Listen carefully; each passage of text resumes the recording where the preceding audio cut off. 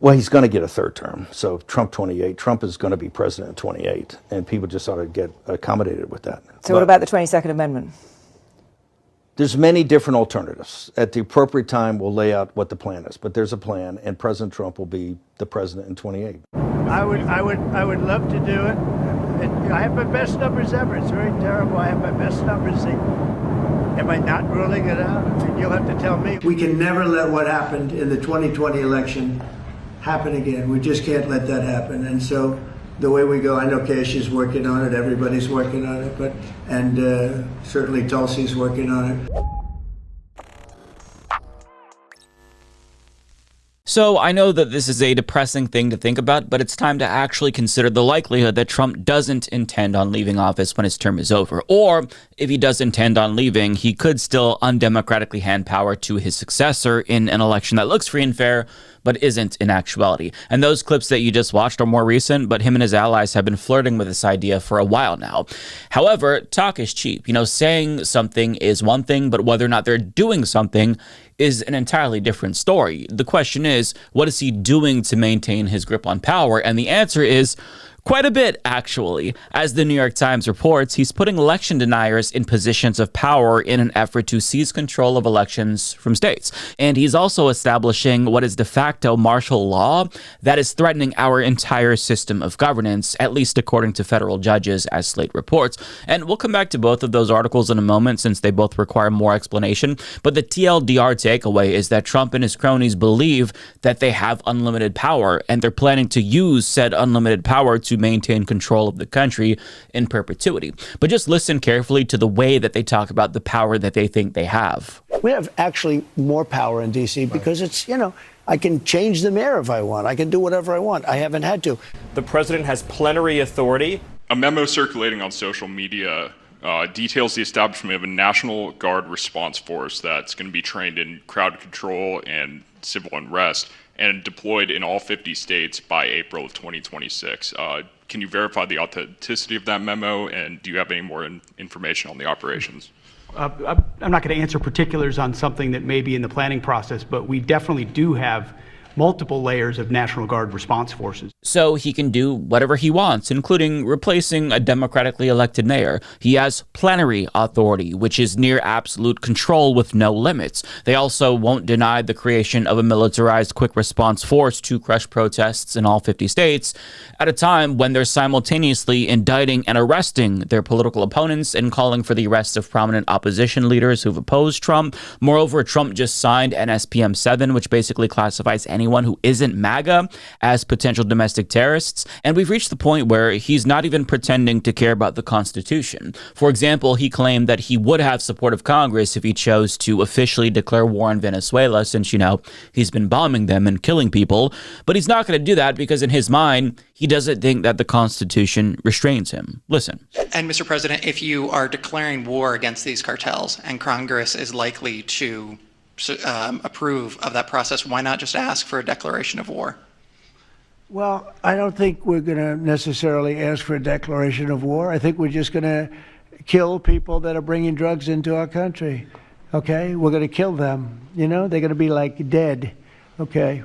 So he's just saying the quiet part loud at this point. And that's exactly what the former Filipino dictator Rodrigo Duterte did. But he's currently sitting in The Hague awaiting trial for murder and crimes against humanity, a fate that Trump is not going to be subjected to, obviously. But Duterte isn't the only dictator that Trump is copying, because as you all know, his ICE Gestapo mirrors the Nazi brown shirts in Hitler's Germany as well. But Trump's playbook for power consolidation, in particular, especially resembles the one from Hungary's dictator, Viktor Orban, as explained by Ben Rhodes on Philip DeFranco's podcast. I asked a Hungarian. Hungary's gone from basically being a liberal democracy to at least a soft autocracy. Mm-hmm. And I said, how did that happen? And he said, well, Orban got elected on right-wing populism. He enriched some cronies through corruption, who then finances politics. He then had them buy up the media and turn it into kind of compliant media that's pro-Orban. He redistricted the parliamentary seats to entrench his party in power. He made it easier for his supporters to vote and harder for his opponents to vote. He packed the courts with far-right judges who would find in favor of his power grabs. And he wrapped this whole thing up in an us versus them message. Us, the real Hungarians, against them, the liberal elites, the Muslims, the gays. And look, this is the playbook, and it's happening here now. In fact, the don't say gay policies actually originated in Hungary first before they were adopted by states like Florida and Texas. So you could argue that the entire GOP is using the blueprint created by Hungarian fascists. And this focus on power consolidation is really important because Trump can't stay in office beyond his constitutional term limits unless he consolidates power and cultivates legitimacy for his extended reign as a dictator. And that is what he's currently doing, which is why, if I were a betting man, I would bank on him staying in power beyond 2028, although nobody knows for sure. But I mean, most democracies usually don't go out in a blaze of glory all at once like that, where a dictator officially declares himself perma-president, unless we're talking about military dictatorships following coups d'etats. But more often than not, the death of democracy is typically more insidious and gradual so as to not provoke opposition from the masses. The problem with Trump, however, is that he's so fucking power hungry and consolidating so much power so fast that even Americans are able to discern democracy from dictatorship. And I say this because a new YouGov poll found that even though a majority of Americans don't yet view America as a straight-up dictatorship at 57%, only half of the country still views America as a democracy. And the same poll found that 56% of the country agrees that we are currently in the middle of a constitutional crisis. And I'll be honest, this poll is actually very surprising to me, and it's really encouraging because short of Trump literally declaring himself president for life, announcing that he's going to stay in power forever, I would have never, ever expected Americans to be savvy enough to detect the death of democracy so long as we keep voting every 2 years as usual and things feel relatively similar to how they always have. But Trump has been so fucking brazen about his authoritarian ambitions that half the country can already see what's happening, which just kind of goes to show you how unambiguous this is, and I think it may ultimately come back to bite him in the ass if he does choose to officially end democracy in a very loud, flamboyant manner. And it's something that he's already tried once, by the way, and he's already entertaining another 2020-like spectacle once again. Case in point. So you say during the war you can't have elections. So let me just say 3.5 years from now.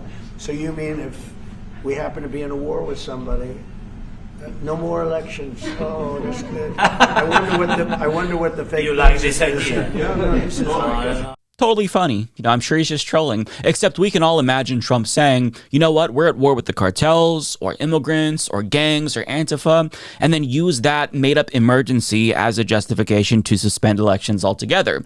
And I say that because it doesn't matter what the reality on the ground is. He said that Portland was war-ravaged, and now, if you look at Portland, there's people in frog costumes and inflatable costumes dancing, but yet he's still saying this about Portland, reality be damned.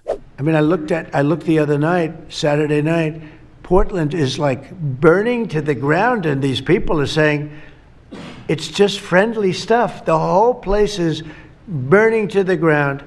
So we'll take care of that one. That's like an insurrection more than it is anything else. That's crazy. Portland's crazy.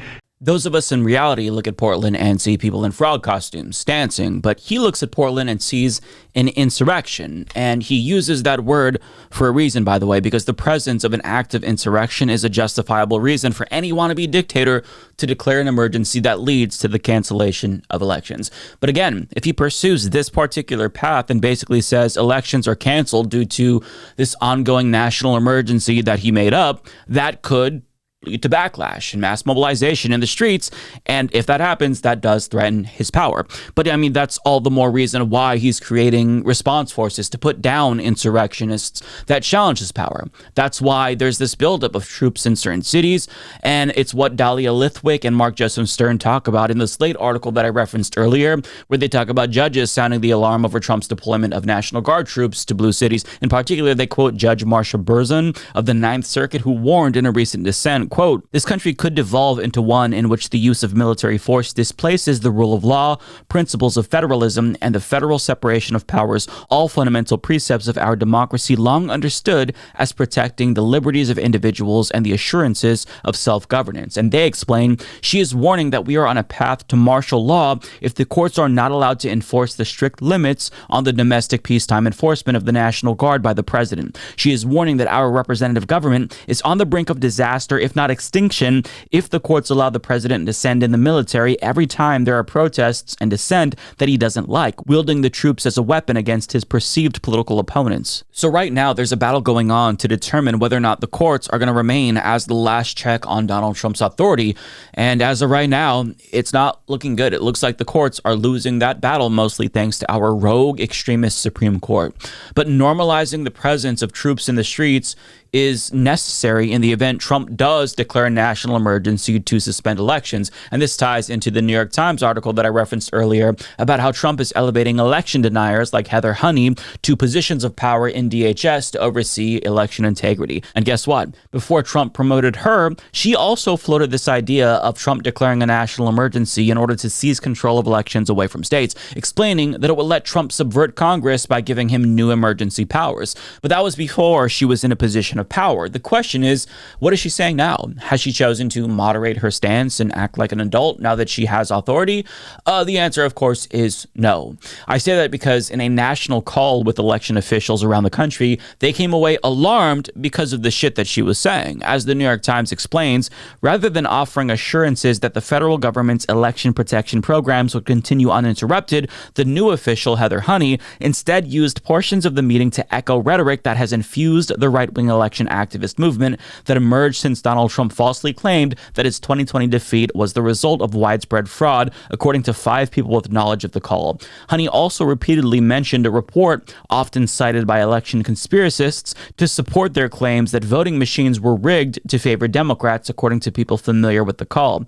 But she's not the only one. They continue. In the past few months, Mr. Trump has elevated multiple proponents of his fraud claims into high-level administration jobs. Now, as government insiders, these activists could wield their newfound power to discredit future election results or rekindle old claims to argue for a federal intrusion into locally administered voting systems. Another activist, Marcy McCarthy, who spread debunked claims about voting machines in Georgia when she was the chairwoman of the DeKalb County Republican Party, was named in May to be the Director of Public Affairs at the Cybersecurity and Infrastructure Security Agency, or CISA, which is housed at the Homeland Security Department. Ms. McCarthy's appointment comes as nearly all of the election experts at CISA have been placed on administrative leave or reassigned this year amid a large-scale downsizing of the agency, which had played a leading role in deterring attacks on election systems and combating disinformation about voting. But if all of this wasn't enough, Kyle Kulinski points out that Republicans are also aggressively gerrymandering to give themselves an advantage, and this is in addition to the Supreme Court potentially gutting Section 2 of the Voting Rights Act, which would give Republicans another 19 seats. Trump also signed an executive order creating a role for DOJ in elections. On top of that, his administration is seizing state voting data, and a Republican just purchased voting dominion systems. So, in my mind, the question isn't if he's going to stay in power longer than he's constitutionally allowed to, it's how he's going to do it, because I think it is more likely than not at this point, and we'd be naive to think that he's selling Trump 2028 merch just to troll the libs. That's stupid. He's very clearly trying to warm people up to the idea of a semi-permanent president, because you have to do that. We've never had that before, so you have to work up to that possibility in people's minds before they accept it. But I mean, this is a balancing act, and I don't think Trump is capable of pulling off a full-blown, long-lasting dictatorship, because it's about more than just power. Again, if he overplays his hand with a bogus national emergency, he then risks provoking mass mobilization that actually could threaten his power. And even though he's going to have his goons on the streets to violently shut that shit down, they're not going to be able to stop a general strike or economic boycotts, and they don't have enough manpower to go to people's homes and force them to go to work. The question is whether or not enough Americans, though, would immediately take that sort of action to stop a blatant power grab. But on the other hand, if he does try to be, a little bit less conspicuous and quietly rigs the next election in favor of, some Republican successor like J.D. Vance or one of his sons, public pressure might not be as much of a problem, or at least it would be small enough to make it easier to crush. So, if he does that, that could extend the longevity of America's dictatorship and secure our status as a one-party competitive authoritarian state for the foreseeable future. But I don't think that Trump is committed to the GOP's power long-term so much as he's committed to his own self-aggrandizement and power. Regardless, it would behoove him to try to solidify his grip on power in the most insidious way imaginable in order to make his reign on power last. But either way, we're already in autocratic territory. And in my mind, the question is whether or not we'll make the the leap to an official dictatorship or just remain a quasi de facto dictatorship with the facade of democracy that we are right now. And nobody really knows what the future holds, and nobody knows for sure how long this is going to last. But the good news is, as grim as this conversation is that Trump's era is going to come to an end at some point. That's a fact. And whether or not American authoritarianism lasts beyond the Trump era, that's yet to be seen. But in terms of the dictator that we're dealing with currently, his reign isn't going to last very long. And this TikToker lays out a couple of scenarios that will determine the length of the Trump regime. So first off, Trump is old and in terrible health, and he has no succession plan. So how long can he live might be the better question. And will his regime fall once he's gone? A second variable is how long do dictators usually last? And we can look at the historical patterns of dictatorship to answer that. So the average dictator lasts about 13 years, but there is a huge variation. Personality dictators, such as Trump, opposed to military dictatorships, tend to survive longer. Dictatorships that maintain a democratic facade, like holding elections and maintaining a legislature, even though the elections are predetermined, average about 14 years. But if the regime faces restraints, which is still occurring in the US, such as some court rulings going against the regime and some opposition in the populace, in these situations, dictators tend to last only about 5 years. Historically, many dictators fall when they're incapacitated or when they die, which may be just a few years in the case of Trump. And of course, there are the outliers, dictatorships that have lasted for more than 40 years, and dictators such as Hussein al-Zaim in Zaire in 1949, who lasted about 137 days. Pedro Carmona in Venezuela in 2002, who lasted less than a day. And perhaps the world record, Pedro Lascurain in Mexico in 1913, who lasted 45 minutes. A third variable to consider is economic performance, the promise that you might not have freedom, but you have stability. When the economy grows, people are willing to trade liberty for order. But when it crashes, that loyalty disappears overnight. And history supports this. Regimes fall not when people get angry, but when people get hungry. And Trump has crushed the American economy in just a few months, and as food prices and prices on everything continue to spiral upward and unemployment continues to increase in America, this may make the Trump Republican regime quite short-lived. And he's right. Even though Trump is currently trying to insulate himself from blowback by rigging elections and putting troops on the streets, he's underestimating how pissed off the American people will be if they're no longer able to put food on the table, because they'll put up with authoritarianism, but they'll draw the line if the cost of eggs goes up $5 or $6. But if things get worse than that, and the cost of living gets higher and higher, and people have to start skipping meals, that's when shit really hits the fan. And even the most totalitarian regimes are vulnerable to mass public pressure. So him consolidating power could amount to fuck all in the end if he doesn't actually cultivate legitimacy for the regime that he's trying to build, or if he doesn't keep enough Americans comfortable while he tries to extend his reign. Either way, things are bound to get worse before they get better, and it's time for all of us to mentally prepare for a tumultuous couple of election cycles, because it's going to be rough. So buckle up, because he's going to try some shit, and we've got to be prepared for that. Do yourself a favor and click the join button on YouTube to become a member. Because Mike's doing a great job. Getting to watch his videos before everyone else is tremendous. Many people are saying this. Join today, folks. You won't regret it.